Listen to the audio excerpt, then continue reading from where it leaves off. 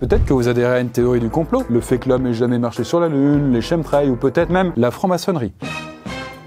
Et ouais mes chers scalaires, près d'un adulte sur 200 autour de vous est franc-maçon. Mais pourquoi un certain George Washington, Gérard Collomb, Manuel Valls ou même Mozart faisaient-ils partie de ce cercle secret? Parce que bon, évidemment tout ça va se faire avec notre cobaye préféré, Gustave.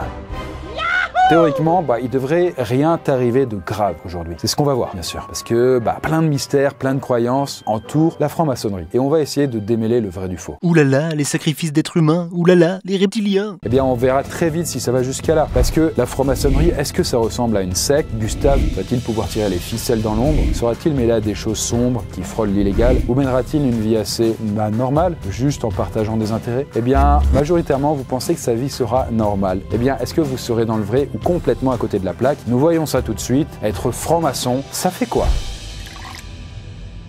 Bon, ça fait maintenant quelques temps que Gustave s'emmerde chez lui. Là, il cogite pas mal, il a envie de faire quelque chose de sa vie. En plus d'être un cobaye, bien entendu, quoi. Et il a envie de partager ses idées avec des gens, de passer du temps avec des personnes qui ont la même vision des choses que lui. Parce que monsieur est devenu intellectuel maintenant. Alors écoute, il est jamais trop tard pour se prendre en main, quoi. Et puis il faut arrêter de penser que Gustave est bête. Il est différent, c'est tout. Alors bon, Gustave, il croit pas forcément en un dieu, il a pas envie de s'engager dans un parti politique. Après avoir fait des recherches, il se dit que rejoindre la franc-maçonnerie, ce serait la chose la plus smart et la plus logique qu'il lui reste à faire, quoi. Mais il connaît des francs-maçons qui peuvent le faire rentrer? Pas du tout. Et pour casser d'ailleurs une première idée reçue, on n'en rentre pas dans la franc-maçonnerie exclusivement par cooptation, quoi. Suffit pas d'avoir un pote qui l'a fait et tout. Bref, vulgairement, il n'y a pas besoin d'être recommandé par quelqu'un, ni même d'être pistonné ou un truc du genre. Tout simplement, Gustave, il se pose son cul sur son bureau et il va rédiger une lettre de motivation pour expliquer pourquoi il veut rejoindre une loge maçonnique. Le cas présent, elle serait à Lyon. Et en fait, globalement, une loge, c'est une petite asso locale, quoi. En fait, voilà, c'est comme quand tu veux rejoindre l'église de ton quartier, presque. Et du coup, il fait sa demande et il va attendre alors des semaines. Et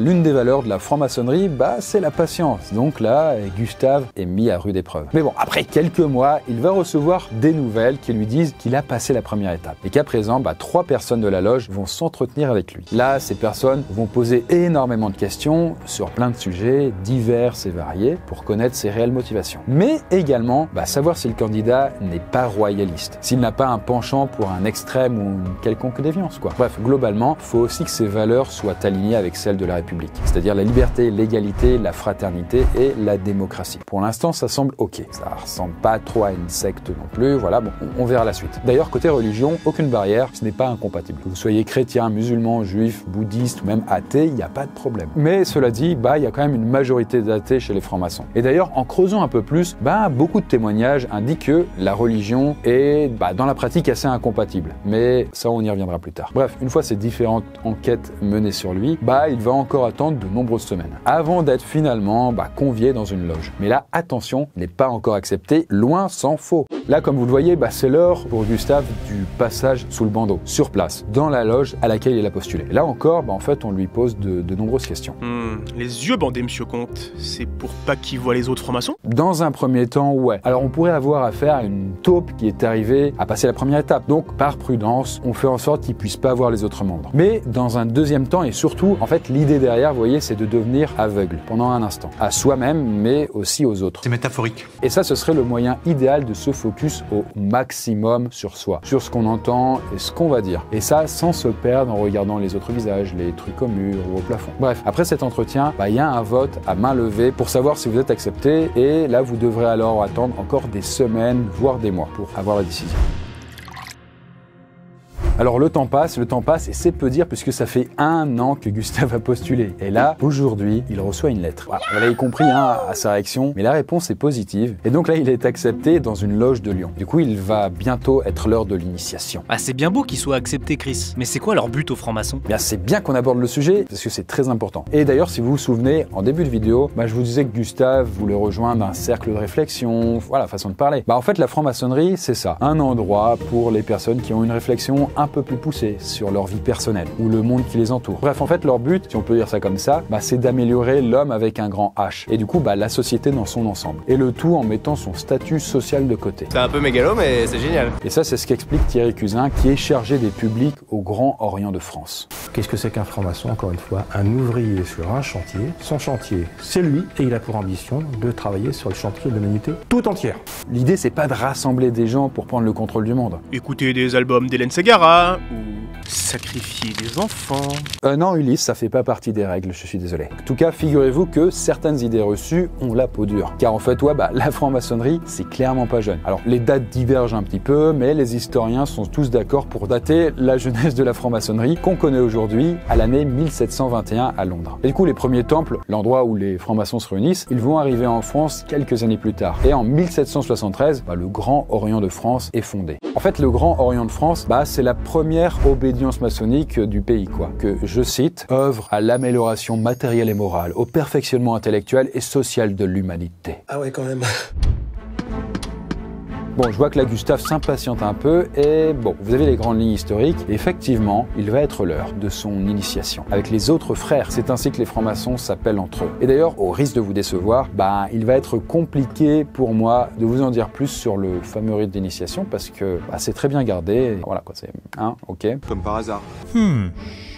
Bref, Gustave est à présent un initié, et ça c'est le terme que se donnent les francs-maçons. Et les personnes qui ne le sont pas, elles sont qualifiées de profanes. Un peu comme dans Harry Potter, il y a des sorciers et des moldus. Et j'imagine qu'ils commencent tout en bas de l'échelle. En effet, notre cher Gustave, il est apprenti. En vrai, du coup, chez les francs-maçons, voilà les 4 niveaux, apprenti, compagnon, maître et grand maître. Alors ici, on parle du rite français, mais il y en a plusieurs. Par exemple, il y a le rite écossais ancien et à accepter, on l'appelle aussi REAA, qui est également appliqué en France. Alors dans celui-là, le rite écossais, il y a 33 grades. Et en fait, les autres degrés, c'est pas des grades supérieurs, mais c'est plus des appellations régionales. Et du coup, on peut par exemple retrouver le secrétaire intime, le prince de Jérusalem, le maître ad vitam, ou même encore au 33e degré, le dernier, le souverain grand inspecteur général. Bref, notre cher Gustave, de son côté, participe à ses premières réunions au sein de la loge, qui vont se dérouler du coup 2 fois par mois. Il y a des échanges, des partages, ça peut être des petits exposés sur un sujet sociétal ou symbolique, quoi. Bref, en fait, pour caricaturer, en gros, c'est un peu être à l'école de la vie. J'imagine pas le bordel que ça doit être si c'est comme ça à l'école. Eh bien, justement, Edgar, c'est vraiment un peu comme le bâton de parole ou alors les alcooliques anonymes, dans le sens où quand quelqu'un parle, tout le monde l'écoute et il se donne la parole tour à tour. Tu ne coupes pas la parole à quelqu'un. Quelqu'un qui prend la parole, on l'écoute du début à la fin. On ne l'interrompt jamais. Et ce qui permet ça, ce qu'on appelle la triangulation de la parole. On est toujours soumis à la volonté des autres et de ceux qui ont été élus. Le principe électif, démocratique, c'est essentiel. Tous les gens qui ont les postes dont on parle là sont des gens qui sont choisis chaque année et en qui on a confiance. Ça peut paraître un peu militaire à expliquer comme ça, mais en fait ça permet de mettre le respect en avant, et celui de la parole et celui de ses frères. Et d'ailleurs, figurez-vous que cette façon de faire, cette discipline de l'écoute et du respect, ça peut avoir des répercussions sur la vie privée et puis professionnelle des frères. En fait, en lisant pas mal de témoignages, on a pu s'apercevoir que cette rigueur était, au bout de quelques années, transposée dans la vie des francs-maçons. Et donc, en gros, dans leur vie normale, ils devenaient plus rigoureux. Et c'était bénéfique. Des frères par-ci, des frères par-là. Y a pas de femmes par contre, Chris. Si, Ariane, il y a bien des femmes chez les francs-maçons. Alors par contre, on est quand même sur quelque chose d'assez récent au niveau des femmes. C'est pas non plus hyper démocratisé. D'ailleurs, il existe des loges 100% féminines et de l'autre, des loges mixtes. Et comme vous pouvez vous en douter,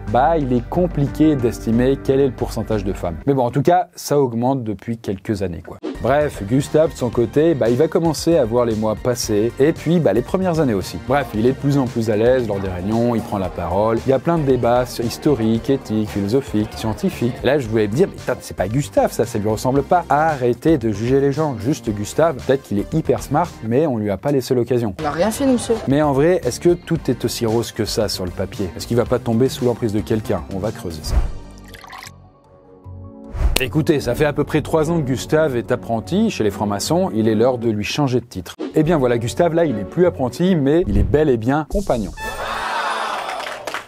Perso, j'adore. En tout cas, sa loge, elle a estimé qu'il était assez mature, façon de parler. Non mais c'est bien pour son âge. Et qu'il n'était donc plus un apprenti, au sens propre du terme. Et concrètement, ça change pas grand-chose pour lui, mais là, il assistera toujours aux mêmes réunions avec les mêmes personnes. Et en fait, Gustave, il est un peu dans la moyenne de ce côté-là. D'ailleurs, certains apprentis ne le restent qu'1 an, mais pour d'autres, ça peut parfois aller jusqu'à 5-6 ans avant de changer de titre. Tout dépend de l'investissement, quoi. Et l'accoutrement qu'il a, monsieur Comte, on en parle? On peut, effectivement, mais ça peut paraître parfois un peu théâtral. Déjà, il y a le tablier que les anciens tailleurs de pierre portaient pour travailler. Mais il y a également des gants blancs que tous les francs-maçons portent, quel que soit leur grade. Et d'ailleurs, des symboles, il y en a à la pelle. Et là, c'est peu dire. Il y a l'équerre, il y a le compas, il y a la lettre G, qui est souvent au centre de l'équerre et du compas, et qui signifie géométrie. Ils étaient vraiment à fond sur les maths, à l'école. Et d'ailleurs, comme vous avez pu le voir depuis le début de la vidéo, il y a des choses présentes dans chaque loge. Le soleil, la lune, un damier au sol. Il y a aussi les petites colonnes, vous voyez. En fait, toutes ces choses sont assez métaphoriques, comme le fait de se tailler soi-même, de faire un travail sur soi pour passer d'un état brut à un état plus raffiné. Alors désolé, je mets les pieds dans le plat, Chris. Mais ça ressemble à une secte, non? Je te voyais venir du coup Edgar, mais pas tellement. En fait, on en a les mêmes lois. Contrairement à une secte, c'est dur d'y entrer, comme on a pu le voir plus tôt. Là, c'est très facile d'en sortir. Voilà une simple petite lettre avec une petite notif de votre part, et hop, c'est dehors. Là, les détraqueurs vont vous dire que c'est secret, et donc c'est comme les sectes qui font leur truc à l'abri des regards, qu'ils ont une sorte de cause commune, que donc c'est forcément sectaire. Sauf que non, pas du tout. Enfin, ça s'appelle juste le domaine privé. Là, par exemple, tu peux voir que Gustave continue de voir d'argent assez souvent, et il discute de choses et d'autres. D'argent, à ma connaissance, il n'est pas franc-maçon. D'argent qui ne sait pas que Gustave lui cache un lourd secret. Eh bien, en vrai, d'argent, il est tout à fait au courant que Gustave est franc-maçon. En fait, il n'y a rien de secret, on parle juste de discrétion. En fait, un frère ou une sœur, ils ont complètement le droit de dire qu'ils appartiennent à une obédience. La seule chose interdite, c'est de révéler l'identité des autres membres. Et dans ces frères, on peut retrouver tout type de profil d'ailleurs. Il y a des agriculteurs, artisans, chefs d'entreprise, professions libérales, fonctionnaires. Bref, il y a des frères qui gagnent un SMIC, comme il y a des frères qui gagnent des millions par an. Et d'ailleurs, il y en a certains qui veulent même pas que leur appartenance soit publique, pour X ou Y raison. Et d'ailleurs, mine de rien, plus le temps passe, plus Gustave comprend que certains de ses frères sont assez influents. Par exemple, selon Frédéric Ploquin, qui est journaliste et auteur de pas mal de bouquins, la police est très représentée dans les loges. La police est l'administration française qui compte le plus de frères, bien plus que toutes les autres administrations. Elle est particulièrement implantée dans les hautes sphères de la hiérarchie. Plus on monte, plus il y a de francs-maçons. On peut considérer que 70% des commissaires sont francs-maçons, et en dessous, pour les officiers, c'est de l'ordre d'au moins 1 sur 2. La franc-maçonnerie crée une espèce de contre-hiérarchie ou de hiérarchie parallèle. On y trouve des choses étonnantes, des brigadiers plus gradés que des commissaires et des préfets. Et les politiciens, ils sont clairement pas en reste. Par exemple, Gérard Collomb, qui est ancien maire de Lyon et ministre de l'Intérieur, il a jamais caché qu'il était franc-maçon. Ou même Manuel Valls, Jean-Yves Le Drian. Et il y a même d'anciens présidents français, comme François Mitterrand, François Hollande, qui n'ont pas caché leur sympathie pour les francs-maçons. Ouais, ça commence à devenir un peu bizarre là par contre. Il y a une certaine proximité, un peu bizarre, machin, on a du mal à voir, ça a pas l'air tout démocratique, tout ça. Comme par hasard. Mais est-ce que c'est légitime, quoi? En fait, est-ce qu'avec tout ça, Gustave va-t-il avoir d'autres informations, accès à d'autres secrets? Est-ce qu'il va avoir plus de pouvoir? Nous allons voir ça tout de suite. Et bien voilà, le temps avance et maintenant ça fait 10 ans que Gustave est compagnon. Et donc 13 ans qu'il a rejoint sa loge. Désormais, aujourd'hui, c'est un grand jour puisque Gustave vient de passer maître. Perso, j'adore. Ouais, Gustave, avec le temps, il s'est rapproché de certains frères qui ont beaucoup de pouvoir dans la société. Que ce soit des grands avocats, des préfets ou même des personnes qui travaillent avec des ministres. Et ça commence à lui donner quelques petites idées, quoi. Il veut se faire pistonner quelque part, en gros. Alors dit comme ça paraît un peu brutasse, quoi. Mais c'est peut-être un peu ce qu'il a derrière la tête. Mais après, est-ce que le pouvoir, il est lié à la franc-maçonnerie? Là encore, on a dû pas mal creuser, éplucher, pas mal de témoignages. Si on reste dans la sphère politique, il y a quand même des trucs qui sont assez réfutables. Alors c'est des infos qui sont à prendre avec des pincettes, mais en gros, la campagne présidentielle d'Emmanuel Macron serait liée d'une façon ou d'une autre à la franc-maçonnerie. Et d'ailleurs, beaucoup de ses soutiens, dont certains futurs ministres, appartiennent à la franc-maçonnerie. Comme par hasard. Comme par hasard. Comme par hasard. Mais les francs-maçons, ils sont pas non plus des millions, j'imagine, si? Alors ils sont pas des millions, mais c'est quand même pas négligeable. Et on estime le nombre de francs-maçons en France à un peu moins de 200 000, ce qui est quand même beaucoup, quoi. Donc si vous êtes franc-maçon, j'espère que vous appréciez la vidéo et que je dis pas trop de bêtises. Ce faible nombre, façon de parler, il peut être compensé quand même par les fonctions qu'ont certains, quoi. Mais il y a par contre des choses plus sombres et encore plus concrètes auxquelles j'espère notre cher Gustave ne sera jamais mêlé. En fait, il y a quelques temps, j'avais appris à Balthazar à survivre à un chasseur de primes. Et figurez-vous que ce chasseur, il aurait pu être embauché par l'un des frères à Gustave. Nickel.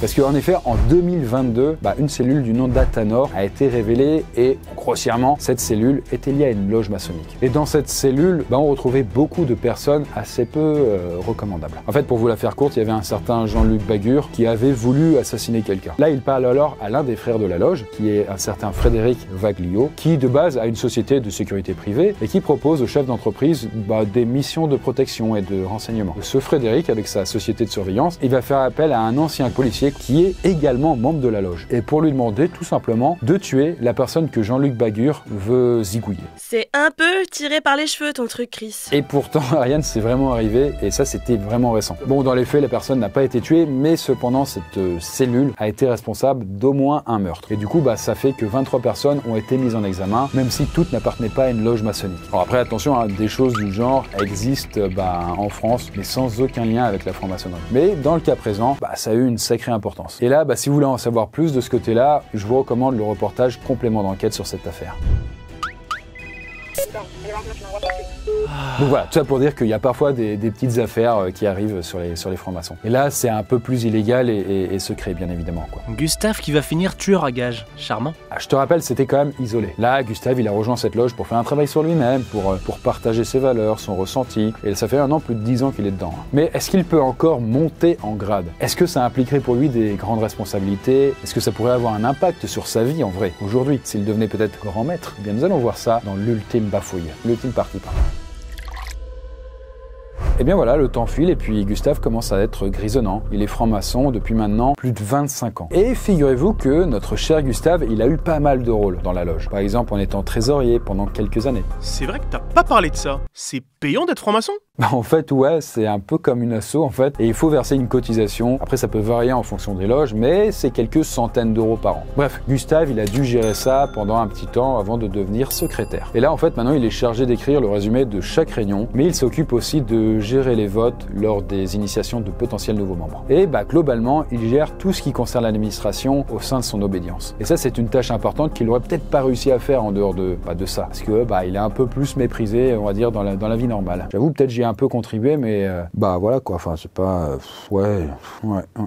Dis-moi toi, t'as pas honte de faire ce que tu fais à ton âge? Bref, plus les années passent et plus ça semble avoir un impact sur sa vie. Et a priori plutôt positif. Il peut croiser des frères en dehors des loges, ils se font des bouffes parfois, enfin voilà, il se fait des potes quoi. J'ai entendu dire qu'ils avaient des codes pour se reconnaître entre eux. C'est vrai ça? Alors c'est vrai Ariane, mais ça c'est à prendre en fait avec des pincettes. Même s'il y a des informations qu'on a pu rassembler qui semblent venir de francs-maçons et d'autres bandes. Par exemple, parmi les signes, il y a le fait de faire la bise sur la joue droite, puis la gauche, puis la droite, et tout ça en touchant l'épaule. Bon je sais pas, moi je l'ai fait plein de fois, pourtant je suis pas... Dans le sud de la France, parfois tu fais 3 bises. Je pense pas qu'ils soient tous francs-maçons quoi. Après tu peux aussi faire une poignée de main un peu spéciale, avec des petites pressions effectuées avec le majeur, l'index ou le pouce. Ou tu peux même faire un léger frottement au-dessus du poignet. Bref, ça permet d'indiquer de façon discrète son grade aux autres frères. Alors après, bien évidemment, ces gestes sont très souvent effectués au sein des loges, donc à l'abri des regards si on peut dire. Bref, en dehors des loges, dans la vie de tous les jours, les francs-maçons peuvent utiliser des éléments de langage bien précis pour être sûr de bien reconnaître un frère ou être reconnu quoi. Par exemple, un franc-maçon dirait qu'il planche sur un dossier plutôt qu'il travaille. Il va parler d'un discours comme tranchant ou de pierre angulaire, d'un problème. Voilà, il va glisser des petits mots par-ci par-là quoi. Mais au sein de sa loge, même après tant de temps, Gustave espère toujours trouver des secrets qui feraient un peu fantasmer l'imaginaire collectif. Et à ça, un ancien maître a une réponse. Faut dire les choses clairement, ce secret maçonnique permet de faire des arrangements entre amis, que ce soit sur les plans financiers, politiques ou professionnels. Le secret est bien pratique pour s'aider mutuellement. Il est évident que certaines personnes entrent en franc-maçonnerie uniquement pour des motivations carriéristes. Honnêtement, le secret de l'appartenance devrait être abandonné, car il est avant tout préjudiciable aux francs-maçons, car il fait fantasmer tout le monde. Après, ce monsieur a l'air tout à fait sincère. J'aurais envie de dire, si t'as un secret, ce serait un peu le genre de choses que tu dirais pour le cacher encore mieux, quoi. Peut-être. En tout cas, Gustave, tu fais comme tu veux, tu cherches où tu veux. Et en tout cas, peut-être qu'un jour, il deviendra grand maître.